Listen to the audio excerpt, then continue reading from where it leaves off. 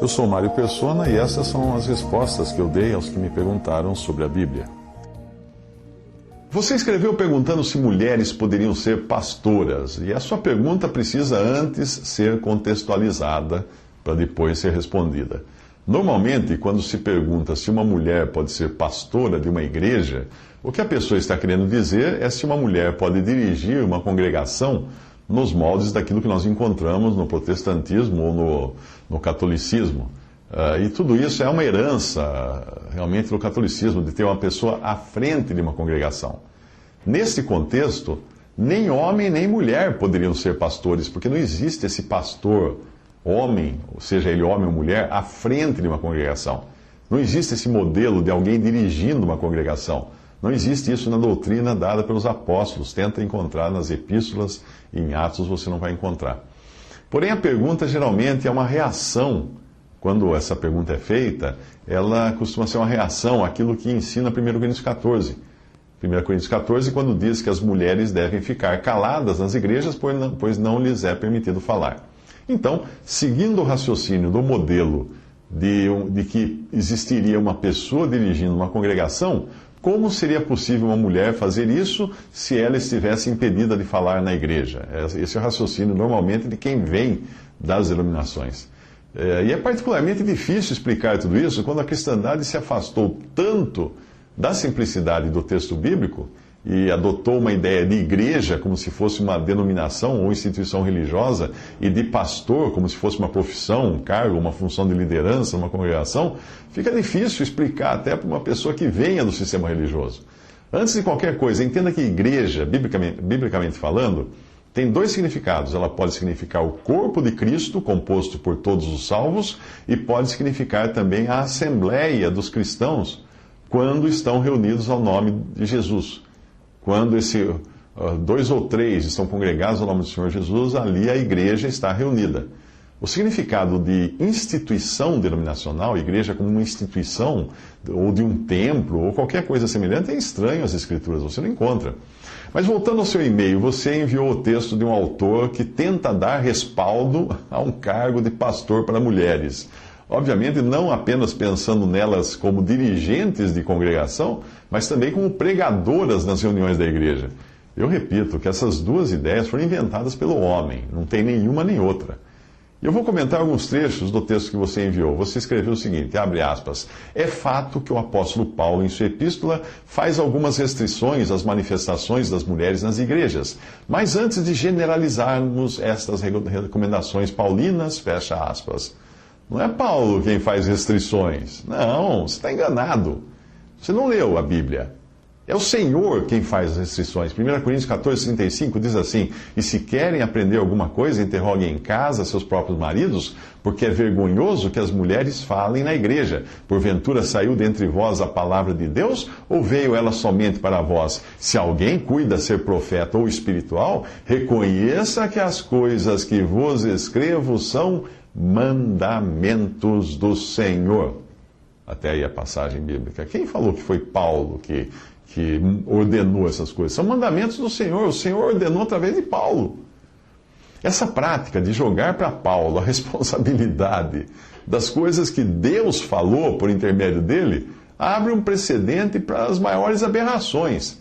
Como considerar que aquilo então que Paulo fala do homossexualismo seria apenas opinião dele, portanto nós não precisamos levar em conta.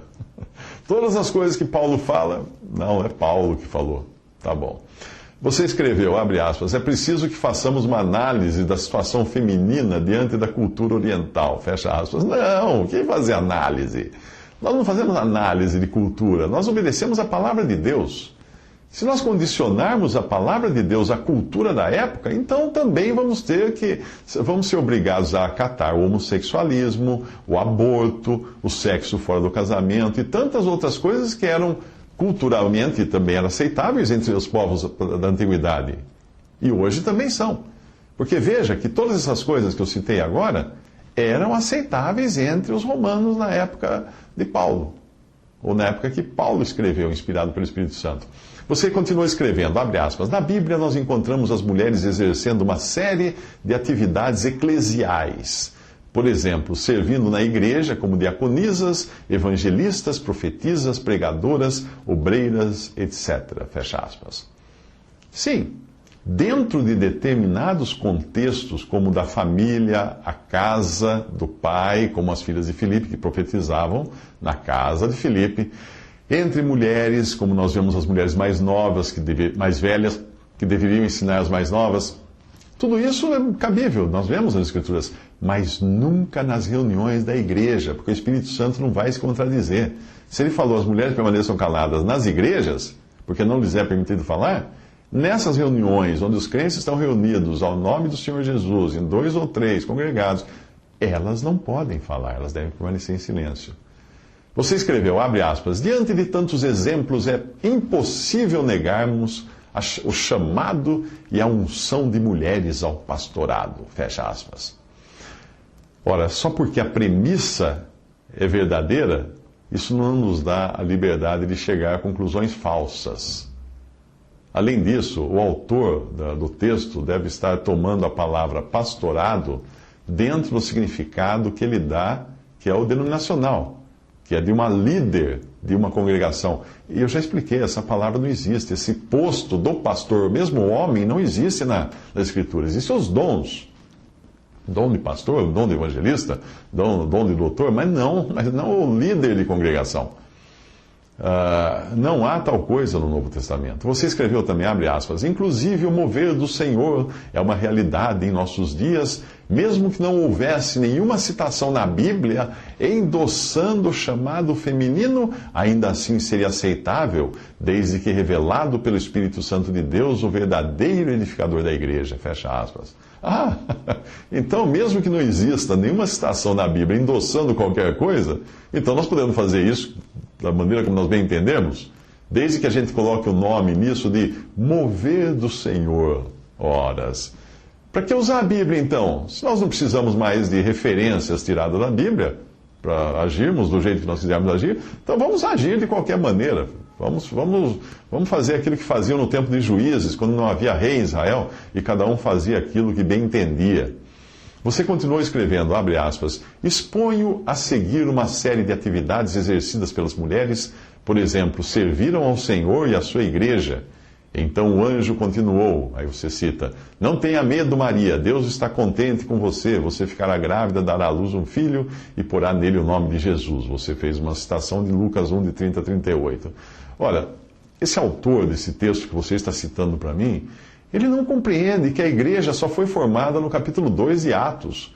Maria era uma judia que adorava no templo de Jerusalém, oferecia animais sacrificados a Deus, levava o seu dízimo para os sacerdotes. Ela é uma judia. Não tinha nada a ver com a igreja. Você continua citando o texto, abre aspas. Recomendo-vos a vossa irmã Febe, que está servindo a igreja de Cencreia. Saudai Priscila e Áquila, meus cooperadores em Cristo Jesus, os quais pela minha vida arriscaram a sua própria cabeça. Saudai Maria, que muito trabalhou por vós. Romanos 16, 1 a 6.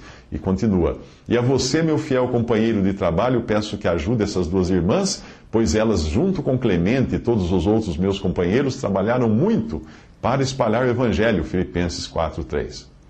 Claro, elas serviram. Ninguém disse que não. Mas não diz que elas ministravam a palavra de Deus nas reuniões da igreja, porque isso é vedado em 1 Coríntios capítulo 14.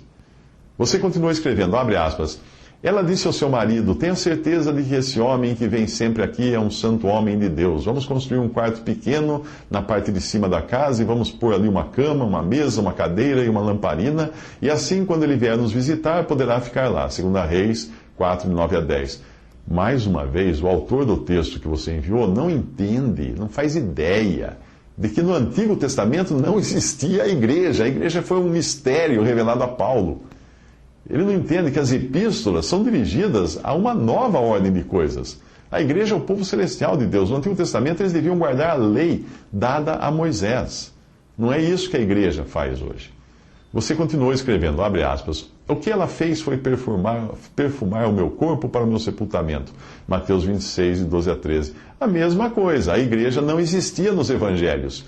Jesus veio primeiramente para os seus, os judeus. Ele viveu como um judeu, ele cumpriu os rituais judaicos, etc. a igreja ainda era um mistério que seria revelado a Paulo, lá em Efésios, e até mesmo depois do seu início, em Atos 2. A igreja começou e não tinha sido revelada ainda aos discípulos. Você escreveu, abre aspas, Miriam, a profetisa Miriam, que era irmã de Arão, Êxodo 15, 20. Débora, mulher de Lapidote, era profetisa, Juízes 4, 4. E você continua citando Uda, e Noadia, Ana, a profetisa, e etc. Outra vez, a mesma coisa. Profetas e profetisas do Antigo Testamento não tinham nada a ver com a igreja. Eles nem imaginavam o que seria a igreja. Eles nem mesmo entendiam o que eles profetizavam.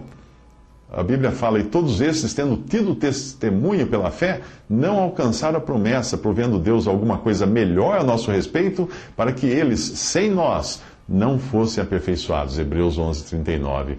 Você também citou as filhas de Filipe, as 4 filhas solteiras que profetizavam de Atos 21, 9. Sim, elas profetizavam. Onde? Na casa de Filipe, não nas reuniões da igreja. Você também escreveu de Débora, que era juíza dos israelitas, mais uma vez, Antigo Testamento e Israel. Você falou de Priscila. Ele começou a falar com coragem na sinagoga. Priscila e o seu marido Áquila ouviram falar, então o levaram para a casa deles, lhe explicaram melhor o caminho de Deus, Atos 18, 26. E depois, outra citação, mando saudações a Priscila e ao seu marido Áquila, meus companheiros no serviço de Cristo Jesus, Romanos 16, 3. E também citou Febe. Eu recomendo a vocês a nossa irmã Febe, que é diaconisa na igreja de Sencreia, Romanos 16, de 1 a 2. Sim, as mulheres têm um trabalho grande a fazer para o Senhor e para a igreja e para os irmãos. Isso não muda nada a proibição de 1 Coríntios 14. Você não entendeu isso? A proibição é específica para o ministério da palavra nas reuniões da igreja, que é quando elas devem permanecer caladas. Você escreveu, havia mulheres evangelistas. Naquele momento chegaram seus discípulos, ficaram admirados, pois ele estava conversando com uma mulher. E em seguida a mulher deixou ali o seu pote e voltou até a cidade e disse a todas as pessoas, venham ver o homem que disse tudo o que eu tenho feito. Será que ele é o Messias? João 4, 27 a 29. Esta mulher não poderia ter sido uma evangelista, porque o dom de evangelismo só foi dado depois que Cristo subiu ao céu. Porque diz que subindo ao alto, levou o cativo o cativeiro e deu dons aos homens, Efésios 4, 8.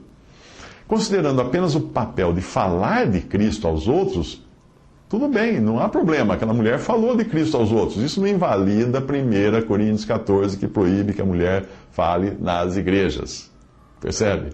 Você também escreveu, e a você, meu fiel companheiro de trabalho, peço que ajude essas 2 irmãs, pois elas, junto com Clemente e todos os outros meus companheiros, trabalharam muito para espalhar o Evangelho, Filipenses 4:3. Sim, devem ter falado do Evangelho às pessoas que encontravam, mas não nas reuniões da igreja. 1 Coríntios versículo 14. Permaneçam as mulheres caladas nas igrejas, porque não lhes é permitido falar. Mesmo porque as reuniões da igreja não são pregações do Evangelho. Mesmo que a mulher quisesse pregar o Evangelho nas reuniões da igreja, ali não é o lugar. Porque as reuniões são para adoração, para a ceia do Senhor, oração e também ministério da palavra para crentes. As reuniões da igreja não são para incrédulos, mas são para crentes, são voltadas ao aprendizado da doutrina dos apóstolos e à comunhão dos santos na ceia do Senhor, nas orações, etc. Isso está em Atos 2,42, quando perseveravam na doutrina dos apóstolos, na comunhão, no partir do pão e nas orações. Você continuou o texto dizendo o seguinte, abre aspas, vemos mulheres pregando aos judeus no templo, como Ana, e que era viúva de 84 anos e não deixava o templo. Lucas 2, de 37 em diante. E mais uma vez, você está falando de Israel, não está falando da igreja. Que templo é esse? Templo de Jerusalém. Você escreveu, mulheres estavam presentes na primeira reunião de oração. Eles sempre se reuniam todos juntos para orar com as mulheres, a mãe de Jesus e os irmãos dele. Atos 1,14. Sim, as mulheres estavam presentes na reunião de oração e estão presentes até hoje. 1 Coríntios 14 não proíbe as mulheres estarem presentes nas reuniões de oração. Apenas diz que elas não devem falar. Será que ficou claro agora?